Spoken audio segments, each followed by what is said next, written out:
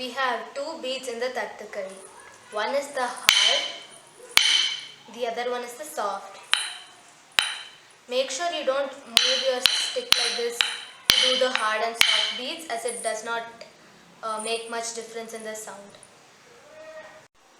We will first do the first Thattu. In the first Thattu, we have the in-between beats so that the child can go in sync with the tala. So for the first Thattu, we have hard, soft, soft, hard, soft, soft, hard, soft, soft, hard.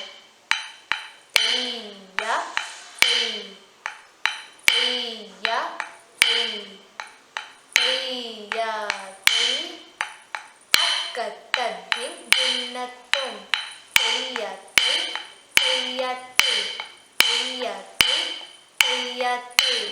Hard, soft, hard, soft, hard, soft, hard, soft. Akkatadin, dinnatum, teiya, tei, teiya, tei, teiya, tei, teiya, tei, teiya, tei, teiya, tei. In the second speed, we have a hard beat and a soft beat. The hard beat indicates the tap of the feet, while the soft beat indicates the pause. While in the third speed, it's hard, soft, and both indicate the tapping of the feet. Right side is hard and left side is soft.